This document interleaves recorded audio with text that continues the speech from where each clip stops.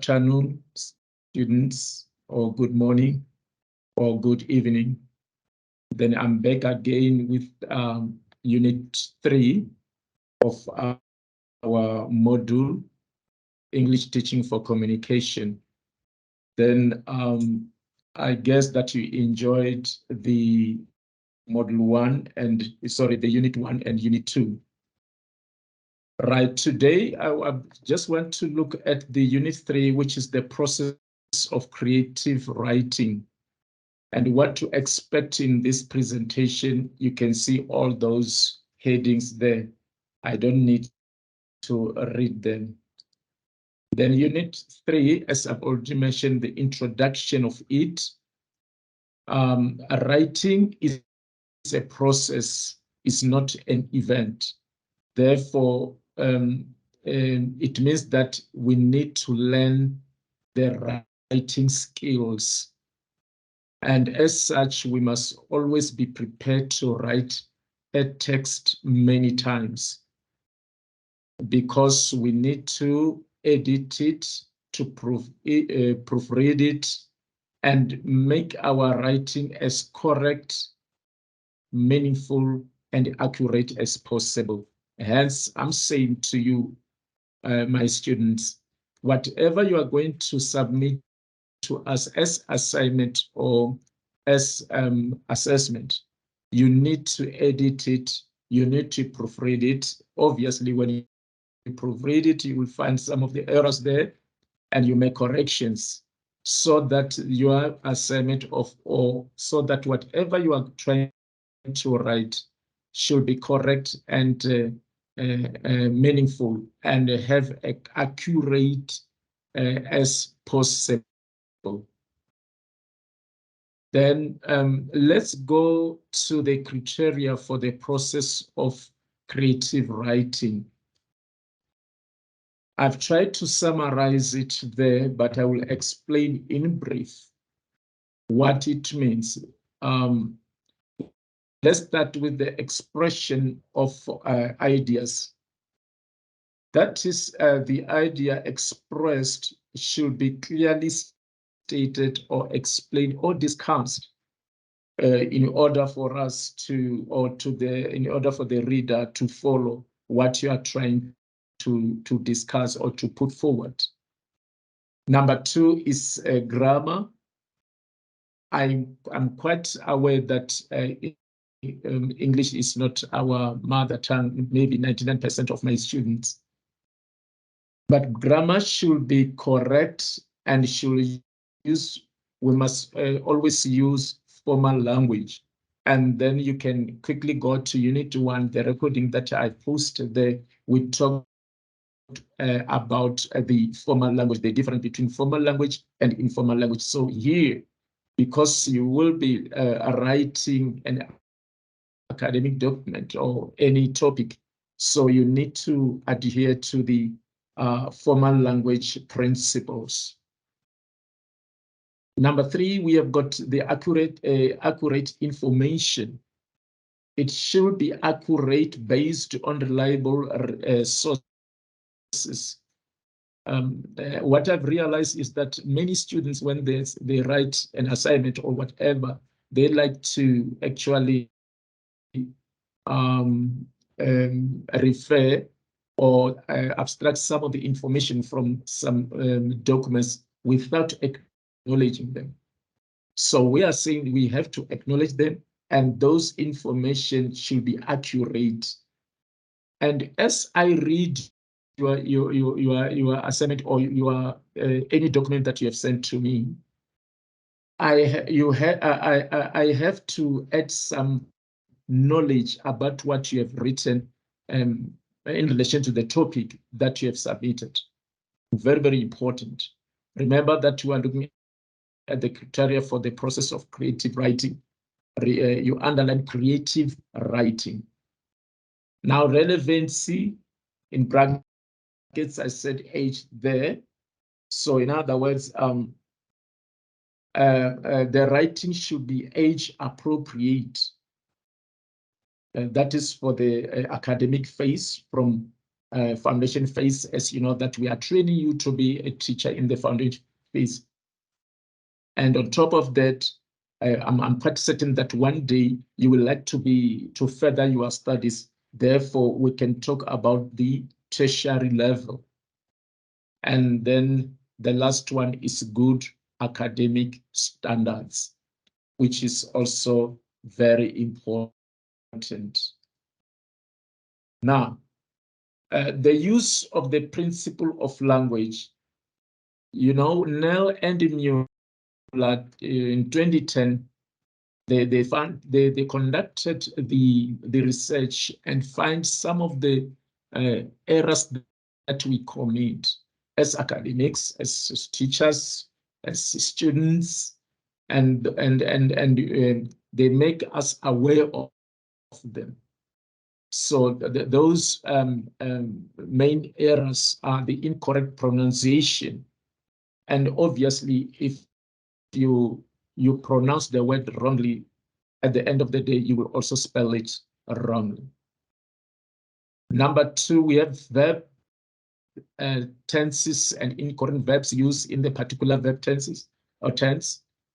And we must be aware of that, student, even when you are writing your assignment or trying to answer some of the questions that we have asked you. So please, we have to double check what we have written, because we can pick those errors that we have committed in that particular document.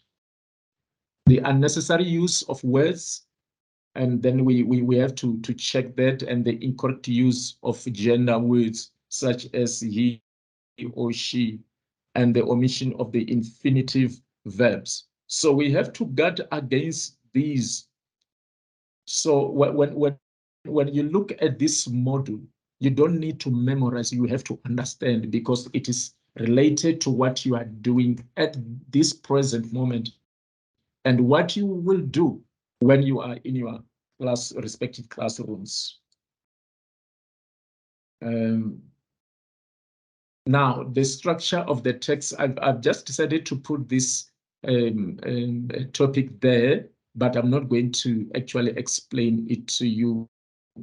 But I've put it there because in previous years, when you give students some piece of work to do, and then you say that, can you please write any story, but follow the structure of the text?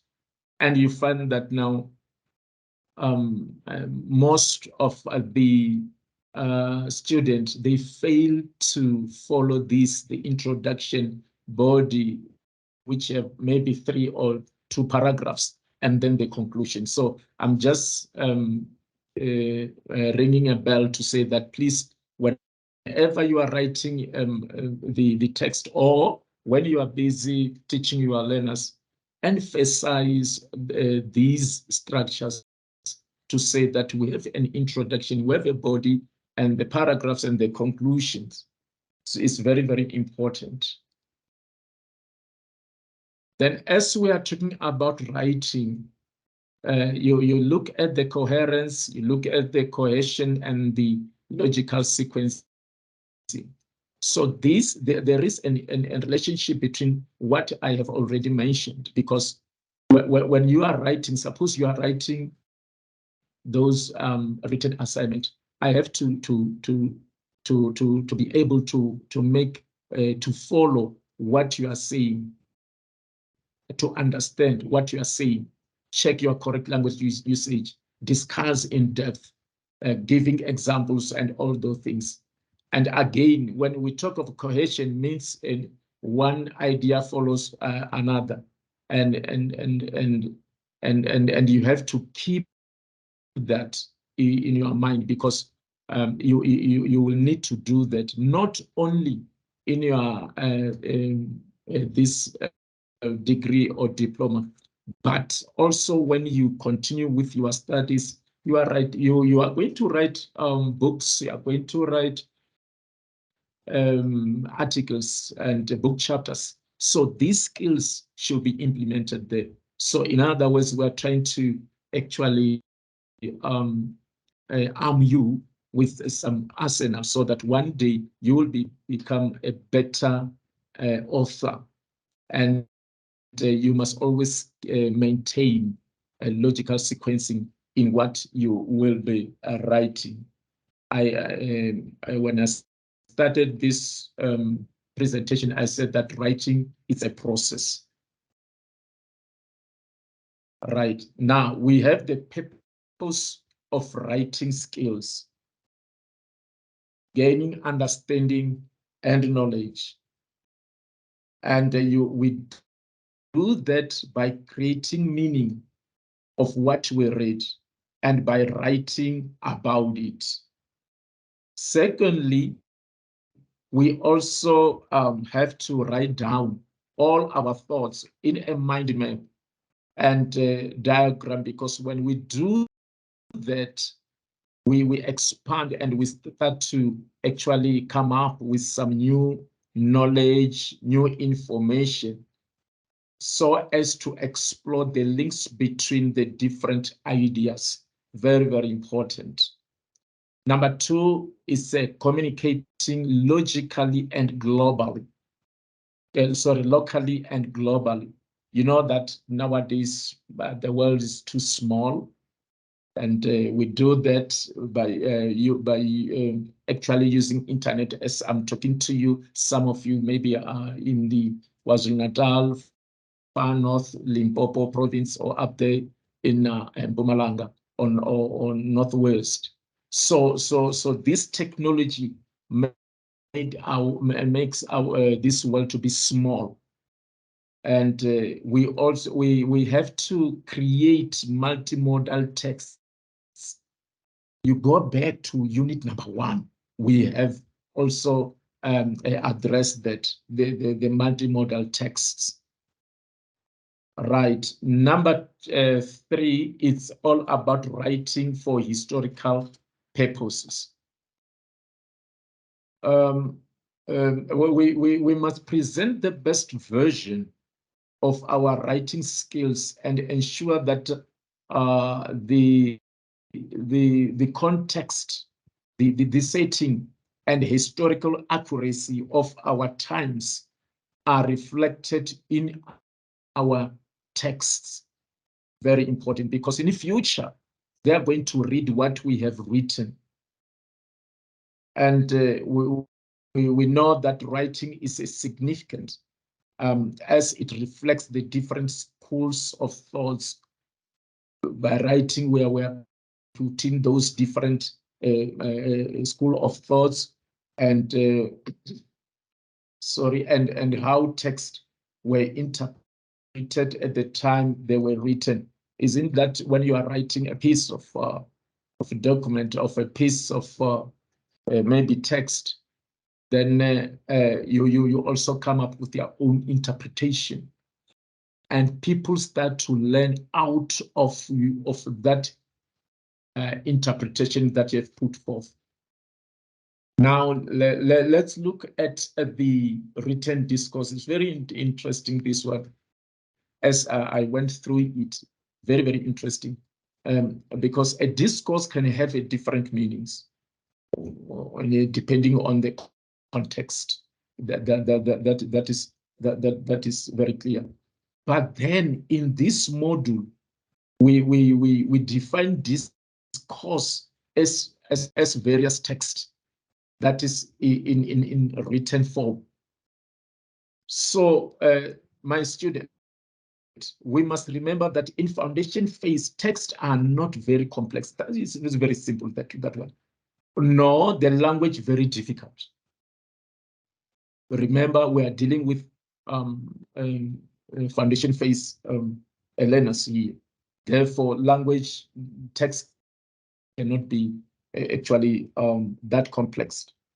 And the theme are relevant to the age group, and text can be linked to another. Hence, it means that it forms a discourse on the foundation phase, because what I said from the beginning, I said in the module, we define discourse as various text that is in written form. I think now you start to understand this one. Then the last one is expression of thoughts and ideas, which is very, very important. Remember that when we put down our thoughts and our ideas, in a long run, a certain generation will read what we have written and they will learn from it. So our ideas are very important and need to be recorded for future references. So in other words, I can just say that our thoughts are our knowledge. And very, very important just to encourage you to say that you have chosen a very good career. You must remember that teaching should be viewed as one of the most important professions, as it imparts knowledge, that is the thoughts that I was talking about, and gives rise to all other professions. Right. The different genre of writing. I was very skeptical to deal with this one because I don't want to, if ever you find it in the one of those assessments, please don't copy what I've written, just use your own, just be creative. Then the first one there is fictional writing or genre. It refers to text that is based on imaginary characters and plots. And this one, people like it. The fiction writing can range from formal to informal writing and may include dialogue, visual, and performance. For example, drama. This is what people normally like. And we also have got the classical genre, which refer to drama, novels, and poetry that have been around a while and have been studied academically. And people also like that, though the majority of people don't even want to venture in that space of classical genre. Then the one which is popular, which is referred to writing, pictures, and visual representation or performance that have been created recently. And people like that one. And the example of them of popular culture are entries on social media and magazine, or newspapers, articles, and broadcast on television and the radios or films at the cinemas. You find that it attracts lots and lots of people there. The academic writing, to tell you the honest fact, it has smaller audience, very, very smaller audience, because people don't like to read those articles and all those interpretations. So unfortunately, the audience there is very is too small. And then we invite you to be one of those academic, the whole exercise academic writing, because we want to read more of the articles and book chapters and books that you will have written. Then in conclusion, I want you to read Unit 3 in conjunction with Unit 1 and 2. And I'm very positive that this unit has shed some light on the importance of writing.